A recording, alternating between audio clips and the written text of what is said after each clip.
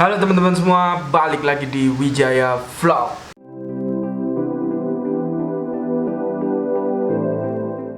Oke, di video kali ini aku akan memberikan tutorial lagi tentang elektronika. Untuk video kali ini aku akan memakai software Proteus dan Arduino. Oke, dan kemudian materi yang akan aku bahas di sini adalah materi EEPROM. EEPROM. Ya, kalau mungkin ada yang belum tahu akses EEPROM Arduino itu, ya ini sambil baca ya. EEPROM sendiri adalah Electrically Erasability Programmable Read Only Memory, atau bisa disingkat dengan EEPROM. Adalah salah satu memori yang terdapat pada microcontroller Arduino yang mempunyai sifat yang mampu menyimpan data walaupun saat tidak ada suplai tenaga. Jadi maksudnya gini, kita bahas lagi masuk yang ke nomor antrian yang kemarin ya. Untuk video yang sebelumnya kalian bisa lihat, itu kan untuk nomor antrian. Waktu dia nggak ada tenaga, atau kalau disimulasikan di Arduino kita stop, dia akan berhenti running, anggaplah di loket nomor 1.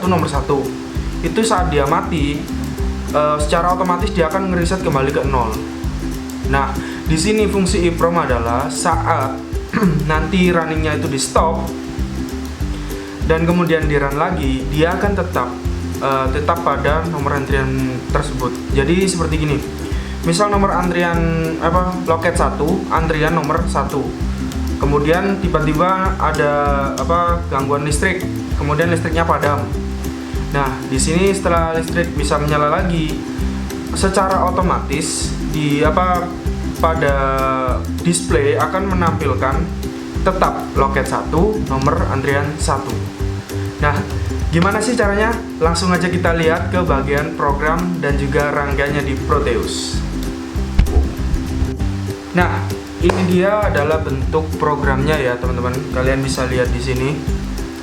Di sini aku masih menggunakan software Arduino. Ya, di sini aku akan menjelaskan sedikit ya untuk programnya. Nanti seperti biasa aku nggak bakalan naruh program ini pada kolom deskripsi. Jadi agar kalian bisa lihat, mengcopy dan mengetik sendiri, dan kalian bisa mengerti mana yang salah dan mana yang nanti programnya yang salah, mana yang enggak. Nah, oke, di sini aku menggunakan hashtag include EEPROM. EEPROM di sini adalah sudah bawaan dari Arduino-nya. Jika tidak ada, kalian bisa download di internet, itu sudah banyak. Kemudian cons integer pin LED 7, yaitu mulai dari pin 2 hingga pin 8 pada Arduino. Kemudian full file segment 10, 7. 10 ini maksudnya adalah kolomnya yang ke bawah dan 7 adalah ke samping. Ini ada berapa digit yang mau kita tampilkan nanti. Di sini aku menggunakan medianya, yaitu 7 segment yang anoda. Kemudian cons integer per segment 4, 9, 10, 11, dan 12. Ini digunakan nanti pada rangkaiannya di Arduino-nya ya. Kemudian aku menggunakan boolean on dan boolean off. Di sini on itu aku gunakan low dan off itu high. Nah, di sini integer satuan hingga ratusan ini akan berpengaruh nanti pada bagian 7 segmentnya. Jadi kan kita pakai 4 digit. Yang satu ini nanti untuk nomor loketnya. Sedangkan yang 3 ini nanti menunjukkan digit mulai satuan, belasan, puluhan, dan ratusan. Oke, kemudian aku gunakan ini jeda waktu, yaitu 1 cons integer buzzer. Di sini untuk buzzernya aku sudah coba utak-atik ya, maaf kalau tidak bersuara karena mungkin pada bagian Proteusku nanti yang gimana ya, kalau jelasinnya itu kayak kurang bagus itu atau gimana ya. Kemudian di sini ada cons integer Kemudian console integer ini buttonnya itu aku taruh di A5 hingga A2, sama untuk tombol reset. Di sini aku untuk apa? Aku berikan tombol reset, jadi untuk apa? Kayak semisal nomor antrian yang belum terpanggil, orangnya apa? Anggaplah sudah ada yang mengambil nomor antrian itu kayak nomor antrian 2, 3, 4, 5, tapi yang nomor 2 ini orangnya belum datang, kan langsung posisikan ketiga. Nanti setelah semuanya dipanggil, kita akan balik ke reset, kemudian panggil ke nomor antrian yang belum. Oke, gitu. Kemudian di sini aku menggunakan bool, kondisi SIPB 1, console integer, button 2-nya yaitu A1, byte alamat satuan, puluhan, ratusan, itu 1, 2, 3 hingga 4. Kemudian byte Y sama dengan 0. Di sini aku juga menggunakan unsigned long data awal, kemudian unsigned long data awal yang kedua, kemudian unsigned long yang data buzzer. Di sini aku sudah coba ya yang tadi untuk masalah buzzer, jadi kita nggak perlu bahas lagi. Sorry sebelumnya. Kemudian void setup for integernya sendiri. Di sini integer x sama dengan 0, x kurang dari sama dengan 3, x plus plus. Pin mode trace segment x, output digital write trace segment x sama dengan off. Kemudian for integer ini bisa kalian lihat ini sama ya output. Kemudian for integer lagi ini untuk buttonnya yaitu pull up. Kemudian pin button untuk pin mode button 2 yaitu pull up dan buzzernya output. Kemudian satuan, nah di sini akan membaca EEPROM read yaitu alamat satuan tadi, kemudian puluhan, ratusan, dan juga EEPROM untuk loket antrian yaitu untuk alamat loketnya. Nah di sini pada bagian void loop yaitu scanning. Scanning di sini jika if miles data awal lebih dari sama dengan 150, for integer A1, A kurang dari 4 sama dengan A++. Jadi nanti untuk nomor loketnya jika lebih dari 4 dia akan kembali ke 1. Tapi nanti kita coba lihat aja ya, soalnya buttonnya di sini kan aku berikan 4. Jadi masing-masing yang 3 ini adalah untuk nomor antrian dan loket. Kemudian yang satu ini untuk reset. Jadi untuk kembalinya ke awal. Aku pakai 5 button. Yang terakhir ini nanti untuk reset. Yang ini untuk loket 1, 2, 3 dan 4.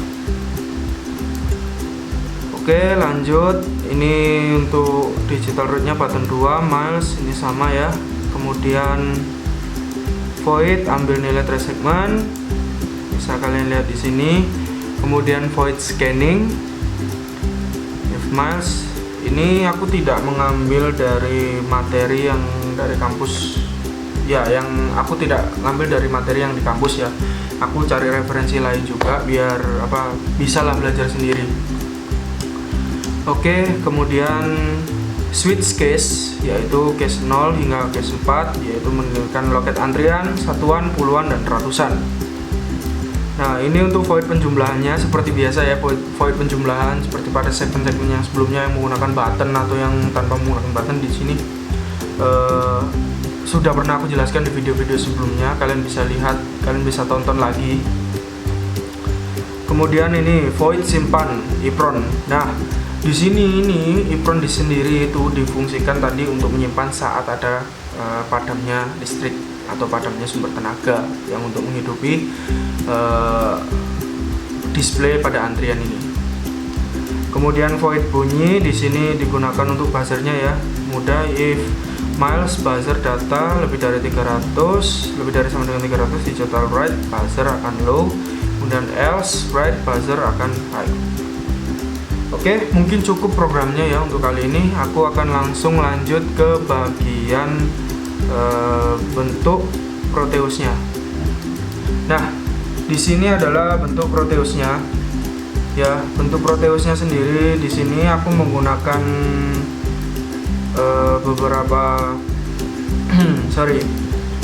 menggunakan beberapa item ya. Di sini yang pasti Arduino, kemudian aku menggunakan Arduino, resistor, kemudian buzzer, button, BC557, kemudian 74HC574 dan juga segmen-segmen anoda. Bisa kalian lihat di sini rangkaiannya. Tadi sudah disesuaikan dengan programnya ya.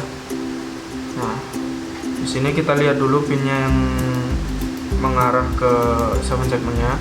Di sini mulai dari pin 4 hingga pin 13, yaitu mulai dari pin 13 hingga pin 7 ini masuk ke bagian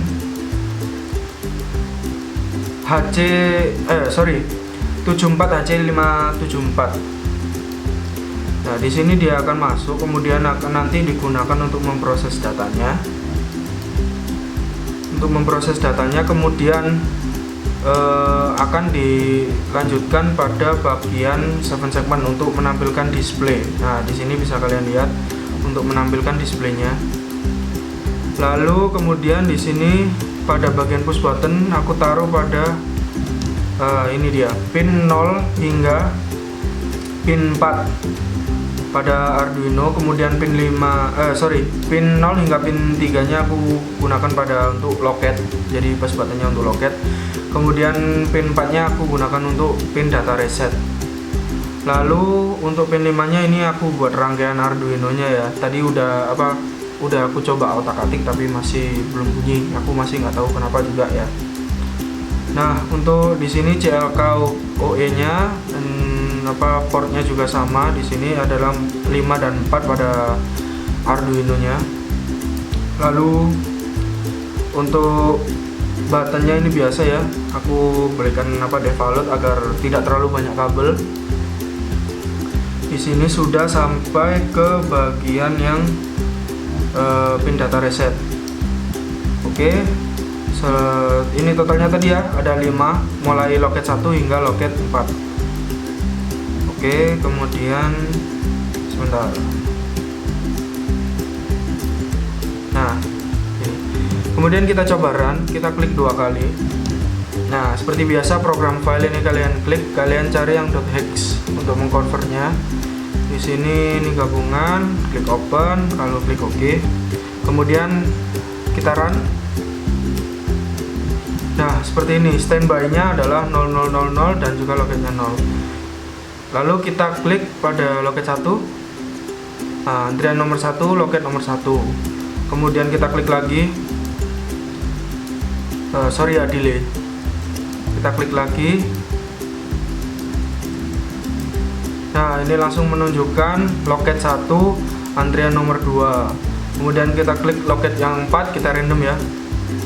Nah, loket nomor 4 antrian nomor 3. Kemudian yang 3 loket nomor 3 dan nomor antrian nomor 4. Nah, sekarang sistem apron sendiri itu akan berfungsi setelah ini ya. Sekarang aku akan stop runningnya. Bisa kalian lihat di sini adalah yang terakhir adalah loket nomor 3 dan nomor antrian nomor 4. Kemudian kita stop runningnya pada Proteus. Nah, lalu kemudian kita run, anggap saja stop dan pause dan play pada Proteus ini sebagai gangguan tegangan. Lalu kita play. Nah, di sini sudah kelihatan secara otomatis dia akan langsung membaca seperti yang di awal tadi, yang terakhir yaitu loket nomor 3 dan nomor antrian nomor 4. Oke, kemungkinan itu saja yang bisa aku jelaskan tentang materi EEPRON. Aduh, susah. Nah, jika kalian punya saran, kalian bisa tulis saja di kolom komentar ya. Dan juga terima kasih sudah menonton video ini. Semoga bermanfaat untuk kalian yang mau belajar elektro dan juga belajar tentang software dan program. Langsung lanjut ke berikutnya. Oke, ini dia teman-teman, tadi sudah melihat ya tutorialnya. Mungkin cuma segitu aja. Jadi terima kasih sudah menonton dari awal hingga akhir. Jangan lupa untuk like, komen, dan subscribe-nya, karena subscribe itu gratis. Dukung channel ini untuk mencapai 100 subscriber ya untuk awal. Jadi terima kasih buat kalian yang sudah menonton. Aku terima kasih banget ya. Kemudian jangan lupa juga follow Instagramku @anwi620044. Dan mungkin itu aja Wijaya Vlog. Terima kasih sudah menonton video ini. Sampai jumpa di video selanjutnya. Dadah.